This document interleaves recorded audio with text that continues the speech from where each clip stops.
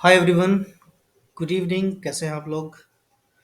आज मैं बहुत ही एक बेजोर वीडियो लेकर के आया हूँ। ठीक है, अगर आप इसको ध्यान से सुनेंगे तो मुझे पूरा भरोसा है कि आपको एक एज मिलेगा, एक अंडरस्टैंडिंग मिलेगा, एक रोड मैप मिलेगा कि हम लोग ट्रेडर कैसे बन सकते हैं शेयर मार्केट में। ठीक है, मैं नॉर्मल ट्रेडर की बात नहीं कर रहा हूँ जो माल खरीदता है माल बेचता है। मैं स्टॉक मार्केट की ट्रेडर की बात कर रहा हूँ जो स्टॉक्स खरीदता है स्टॉक्स बेचता है। ठीक है ना? क्या सोच के खरीदेगा, कैसे मार्केट में आएगा, क्या होता है, नहीं होता है, वो सारे टॉपिक्स में आज मैं बात करने वाला हूँ। लेकिन ये टॉपिक मेरा मोस्टली थियोरेटिकल होगा। ठीक है, इससे आपको सिर्फ एक अंडरस्टैंडिंग मिलेगा। आप इससे है ना एक अपने दिमाग में है ना एक रास्ता ऐसे आपको है ना एक दिख सकता है कि हाँ ये रास्ता है, मुझे ये रास्ता से गुजरना पड़ेगा। ठीक है, और उस रास्ते से गुजरने के बाद मैं ट्रेडर बन जाऊंगा। ठीक है, तो वो क्या रास्ता है और उस रास्ते में है ना 7 माइल्स है। ठीक है, जो 7 स्टेप्स है मेरे, ठीक है, जो मैंने नोट डाउन करके रखे हुए हैं। ठीक है, तो वो 7 कौन कौन से स्टेप्स हैं जिससे हो करके गुजरना पड़ता है किसी भी एक ट्रेडर को। ठीक है, और वो क्या है 7 चीज, तो वही सब चीज को है ना हम लोग आज इस वीडियो में समझेंगे। तो बेसिकली जो अपना टॉपिक है वो यही है कि कोई भी इंसान कैसे स्टॉक मार्केट में ट्रेडिंग कर सकता है, इन्वेस्टिंग कर सकता है इनफैक्ट। ठीक है, और क्या-क्या चीज़ उसको जानना चाहिए। ठीक है ना? तो इसी सारे टॉपिक्स पे है ना मैं ये वीडियो बना रहा हूँ। ठीक है?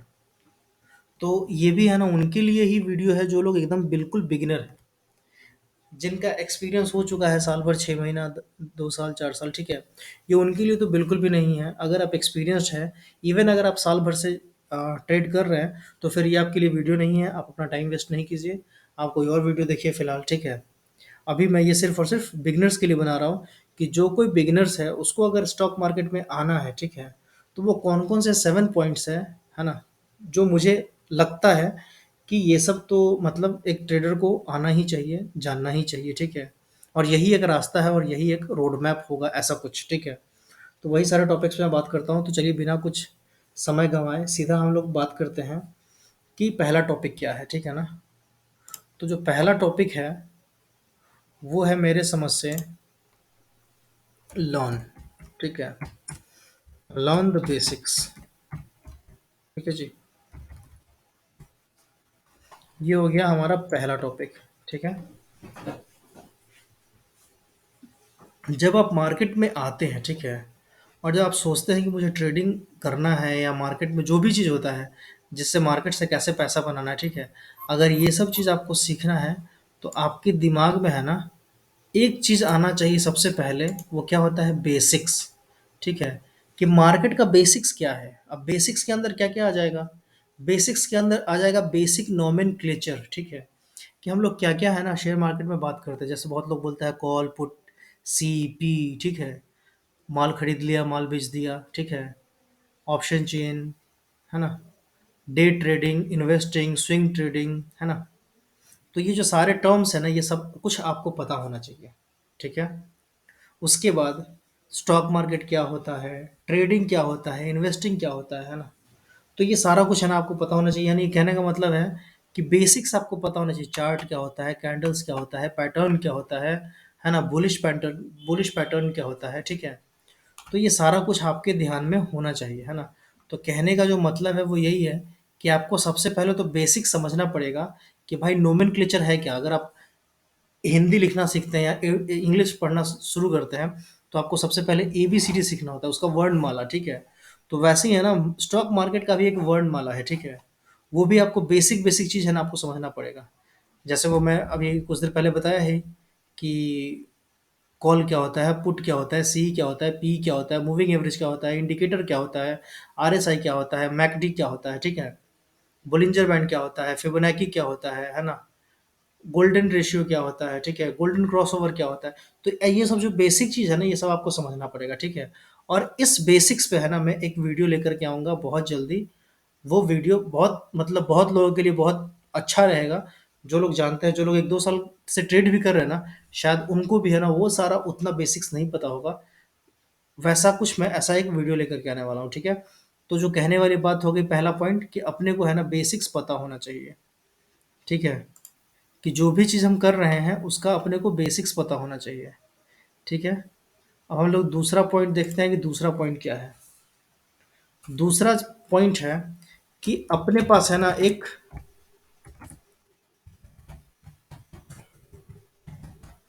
अपना है ना एक स्टाइल होना चाहिए, ठीक है? अपना एक स्टाइल होना चाहिए। जैसे अगर आप कोई लैंग्वेज सीखते हैं, ठीक है? तो आपका बोलने का एक स्टाइल होता है, मेरा एक बोलने का स्टाइल है ना? मेरा बोलने का स्टाइल है कि मैं बार-बार बीच में बोलता हूँ है ना या ठीक है ना? तो ये सारा जो चीज़ है ना, ये हो गया स्टाइल, ठीक है? तो वैसे ही है ना, आपको भी अपना एक ट्रेडिंग का स्टाइल चुनना पड़ेगा, ठीक है? इसका एक टोन चुनना पड़ेगा, समझ रहे हैं आप? ठीक है जी। तो आपको एक ट्रेडिंग स्टाइल चुनना पड़ेगा। उससे ये हो सकता है कि आपको सोचना पड़ेगा कि मैं इन्वेस्टिंग करूँ, मैं ट्रेडिंग करूँ, मैं स्विंग करूँ, है ना? मैं पोजिशनल जाऊँ, ठीक है? मैं स्कैल्पिंग करूँ, है ना? तो ये सारा कुछ आपको पता करना पड़ेगा और फिर उसके बाद है ना उस सारे चीज़ पे है ना एक किसी चीज़ पे है ना आपको डिसाइड करना पड़ेगा कि हाँ भाई, मुझे ये सूट करता है, मैं यही करूँगा, ठीक है? अगर आप ऐसे करते हैं ना, तो आपको एक एज मिलेगा, ठीक है? तीसरा पॉइंट क्या है? मैं एकदम बहुत जल्दी-जल्दी आपको लोगों को ये सारी चीज़ें बता रहा हूँ, ठीक है? तीसरा पॉइंट क्या है? तो तीसरा पॉइंट है कि आपके पास एक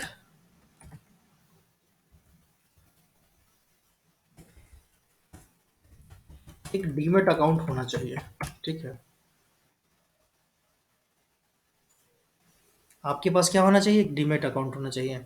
आज के डेट में क्या है ना, जैसे आप अपना पैसा रखने के लिए आप बैंक अकाउंट खुलवाते हैं, वैसे ही आप अपने शेयर्स को रखने के लिए ना एक डीमैट अकाउंट खुलवाते हैं, ठीक है? इस डीमैट में क्या होता है कि हमारे शेयर्स है ना पड़े होते हैं, ठीक है? और इसी की मदद से है ना हम लोग ट्रेडिंग भी करते हैं।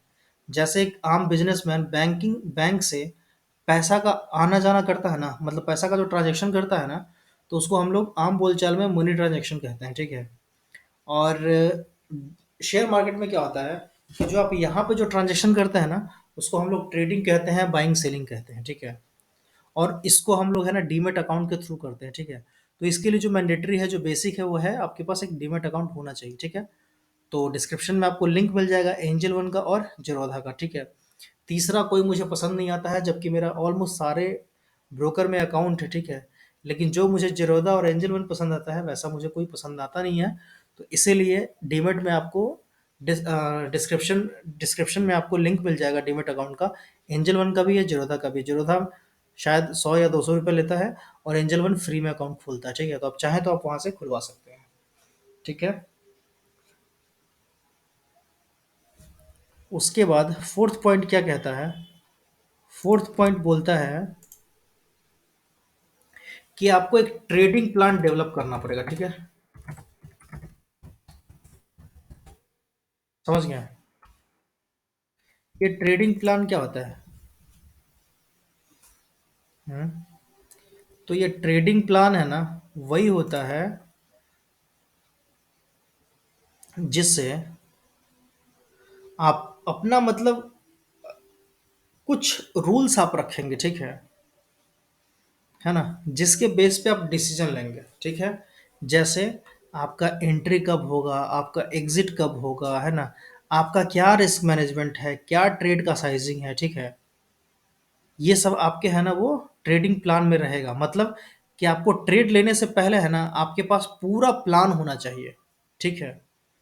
आपको ट्रेड लेने से पहले आपके पास पूरा प्लान होना चाहिए कि मैं कहाँ पे मेरा क्या-क्या कंडीशन मीट करेगा तो मैं एंटर करूँगा, क्या-क्या कंडीशन मेरा मीट करेगा तो मैं एग्ज़िट करूँगा, क्या-क्या कंडीशन मीट करेगा तो मैं टारगेट लूँगा, क्या-क्या कंडीशन मीट करेगा तो मैं एसएल लूँगा, ठीक है? ये 4 पॉइंट बहुत इंपॉर्टेंट पॉइंट है, ठीक है ना? ये चारों पॉइंट आपको अपने दिमाग में रखना पड़ेगा, ठीक है?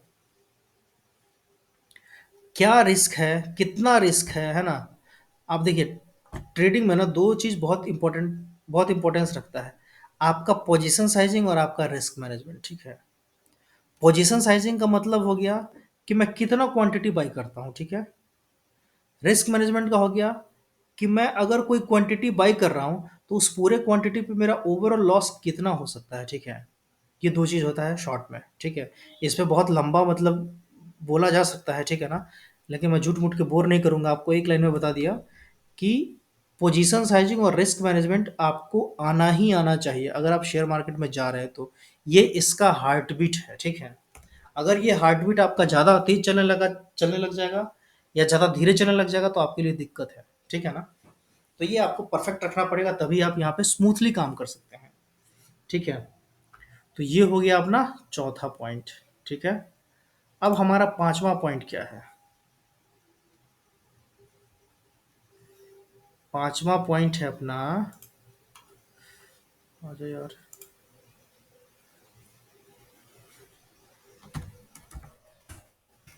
प्रैक्टिस।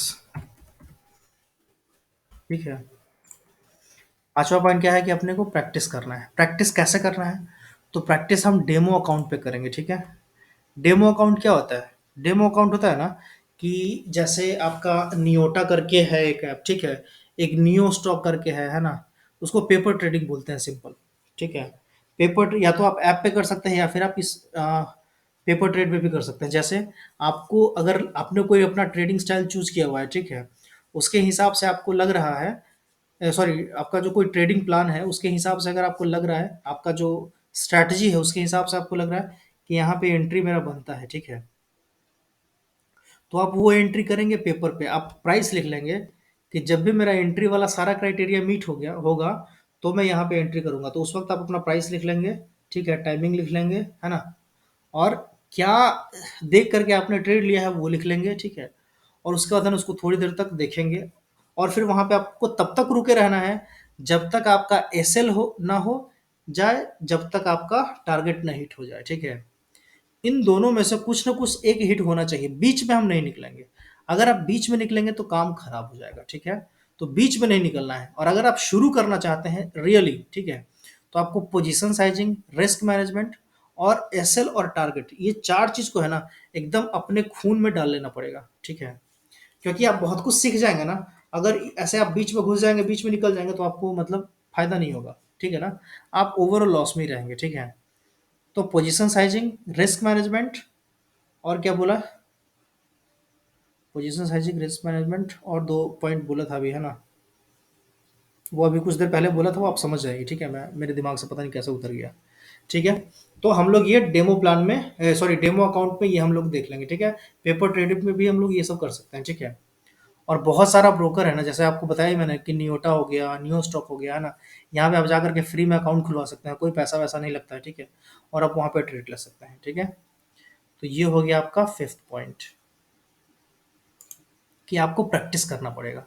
ठीक है, और ये प्रैक्टिस आपका तब तक चलता रहना चाहिए जब तक आप, है ना, मंथली में आपका ये प्रैक्टिस है ना आपको ग्रीन सिग्नल नहीं दे देता है। ठीक है, और ग्रीन सिग्नल वो भी आपके कम से कम कैपिटल का 20%। ठीक है, उससे कम नहीं। ठीक है, तो वो प्रैक्टिस वाला पॉइंट मेरे से पता नहीं डिलीट हो गया, खैर कोई नहीं, उस पॉइंट को डिलीट होने देते हैं हम लोग। और प्रैक्टिस के बाद क्या लिखा हुआ था? Start small. ठीक है, स्टार्ट स्मॉल का क्या मतलब होता है कि जब आप प्रैक्टिस कर चुके हैं, ठीक है, जब आप प्रैक्टिस कर चुके हैं तो आपको ये भी लग गया कि हाँ भाई, प्रैक्टिस तो जो मैंने किया है पेपर ट्रेडिंग पे या डेमो अकाउंट में, तो वो मेरा, है ना, काफ़ी अच्छा चल रहा है। ठीक है, मैं वहाँ पे प्रॉफिटेबल हो रहा हूँ। ठीक है, तो आपको क्या करना है कि रियल मनी के साथ, है ना, आकर के यहाँ ट्रेड करना है। ठीक है, और रियल मनी के साथ आप जब आएंगे ट्रेड करने, तो आपको हमेशा स्मॉल स्टार्ट करना है। ठीक है, स्टार्ट स्मॉल। अगर आप कम पैसे से शुरू करते हैं ना, तो आपको ये मार्केट में टिकने देगा। ठीक है, क्योंकि जब हम नए टाइम पे आते हैं ना, जब हम नए होते हैं, तो हमको ऐसा लगता है कि हमारे पास जितना पैसा है सबको डाल दो। ठीक है, जितना ज़्यादा हम लोग क्वांटिटी उठा लेंगे उतना ज़्यादा हमारा प्रॉफिट हो जाएगा। ठीक है, तो आप इसी में एक और पॉइंट ऐड कर सकते हैं कि आपको कभी भी, है ना, मार्केट में प्रॉफिट के लिए नहीं आना है।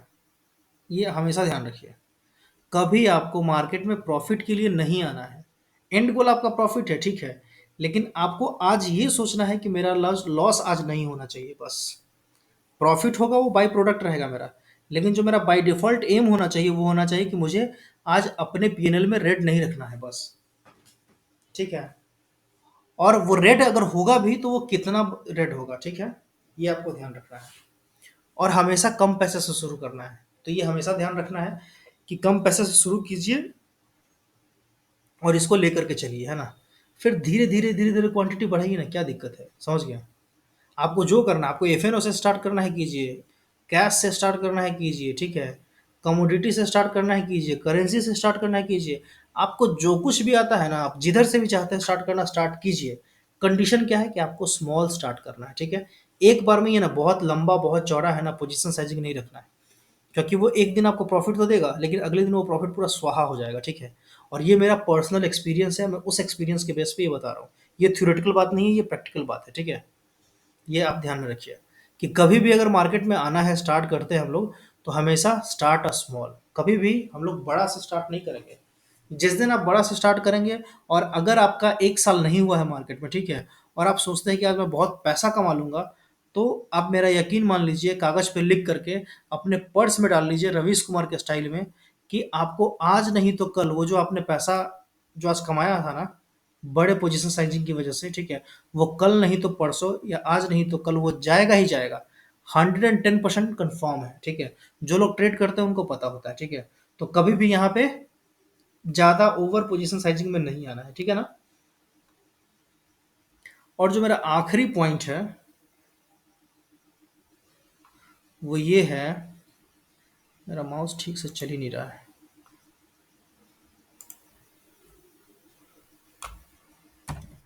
अगेन लर्न, ठीक है? वापस पहला स्टेप, ठीक है? आपको क्या करना है, दोबारा है ना अपना स्टार्ट करना है सीखने का। इसमें क्या सीखेंगे हम लोग? तो हम लोगों ने यहाँ पे जो कुछ भी सीखा ना, ऊपर से जो भी हम लोगों ने शुरू किया, ठीक है? तो इसमें हम लोग कहीं न कहीं कोई ना कोई तो मिस्टेक करेंगे। ऐसा तो नहीं कि भाई हमने एक बार बेसिक सीख लिया तो हमारे से कोई गलती नहीं होगी। ट्रेडिंग स्टाइल एक बार अपना लिया तो उसमें कोई गलती नहीं होगा। डीमैट अकाउंट अगर कोई चूज़ कर लिया तो उस डीमैट अकाउंट से हम बहुत खुश हो जाएँगे, ऐसा कुछ हो ही नहीं सकता है। ठीक है? कोई अगर ट्रेडिंग प्लान शुरू किया है, आपने स्विंग शुरू किया तो आपको आज इंट्राडे करने का मन है तो आप कर ही नहीं पाएँगे, है ना? तो ऐसा कुछ नहीं होने वाला है। कहीं न कहीं कोई ना कोई मिस्टेक होगा, तो उस मिस्टेक से है ना हम सीखने की कोशिश करेंगे, ठीक है? और फिर से हम ये वाला साइकिल शुरू करेंगे, ठीक है? अगर आप ये वाला साइकिल शुरू नहीं करेंगे, अ, मैं बताता हूँ आपको, ऐसे रुक जाइए। देखिए, अगर आप ये वाला साइकिल शुरू नहीं करेंगे, ठीक है?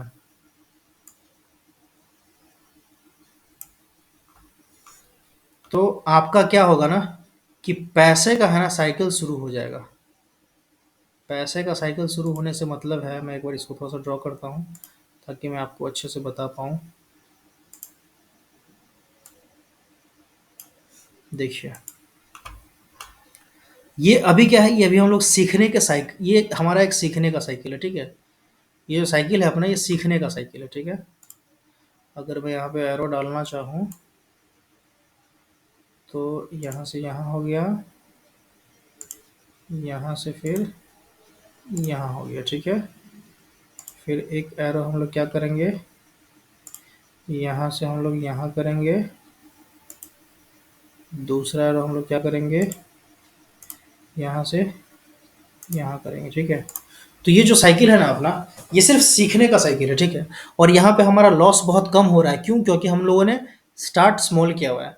अगर आप पैसा ज़्यादा डाल करके शुरू करेंगे ना, और ये सारे स्टेप्स को अगर आप मिस करते हैं, अगर आप इग्नोर करते हैं ना, तो आपका क्या होगा कि आप नया पैसा डालिएगा, ठीक है?